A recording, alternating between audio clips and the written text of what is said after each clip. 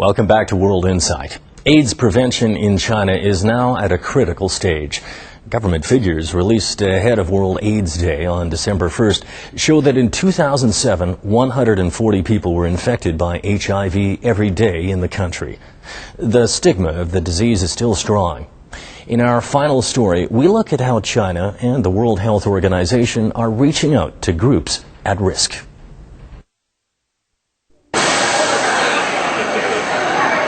China faces an enormous challenge in HIV prevention.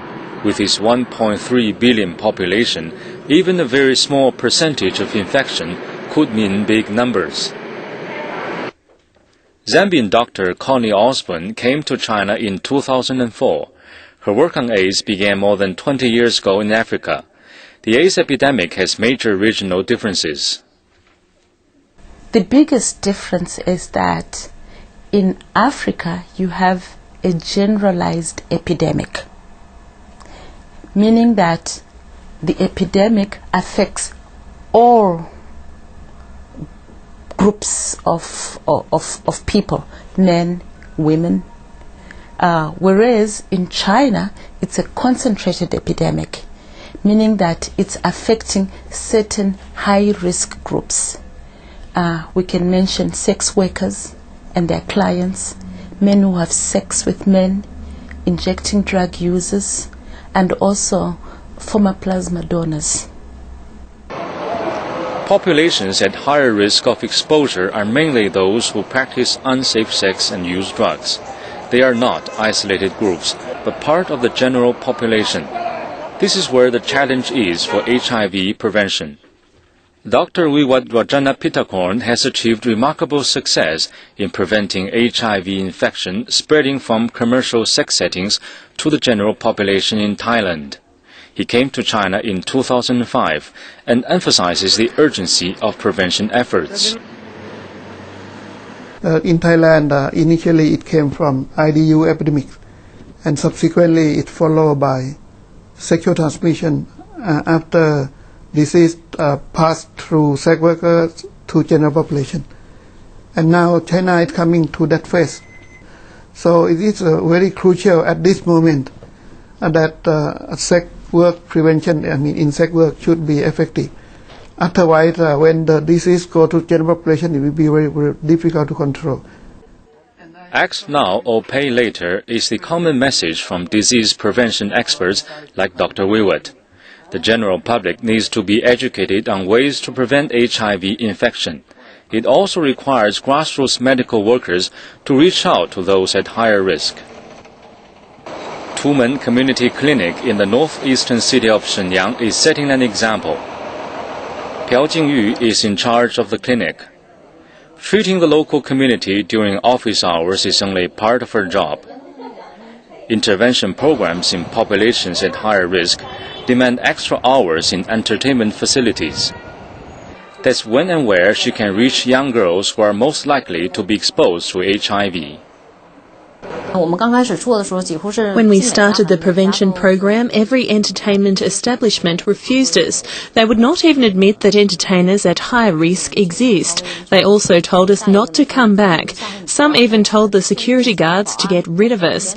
Once we were in an establishment, we were driven out by a huge wolfhound. It was horrible. It was very difficult.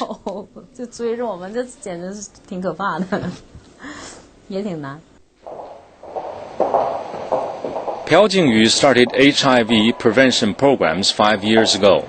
Many of her colleagues have quit. They prefer to treat patients in hospital where they can get respect. In every society, sex and drugs are sensitive issues. People in the business don't talk about it with strangers. Piao Jingyu won their trust with persistence. Managers in the entertainment establishments have come to see the value of her disease prevention knowledge and free medical service. Piao Jingyu has established herself as a friend in the local nightclubs, massage parlors and hotels. She's able to train and support young girls in the business to expand the group of people that she can reach. Through this peer education program, HIV prevention knowledge and skills are shared among targeted people at risk.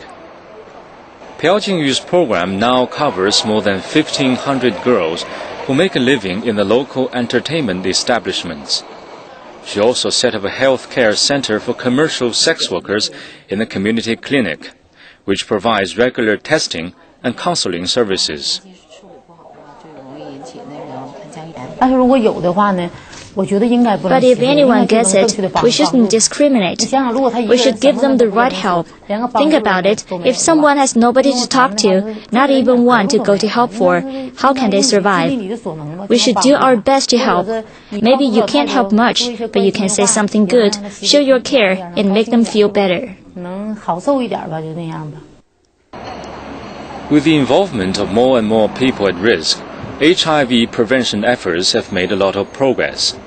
The achievement reflects a change in social attitude led by the open and active response of top political leaders to the epidemic. Our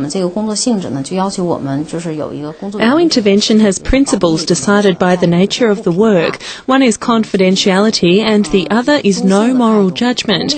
Our attitude is neutral and independent. We do not make moral judgments of the people we help. Our medical workers have all adopted this habit during intervention. We take their risky behaviours as a profession, some of which may lead to infections. We focus on prevention strategies and methods and how we can pass the right information to them. AIDS is widely considered to be a behavioral disease, and behavior is linked with a lifestyle which can be easily categorized as good or bad. But life is not just black and white. If we view the overall picture of public health, HIV prevention is one way to fix some colors instead of letting everything fade away.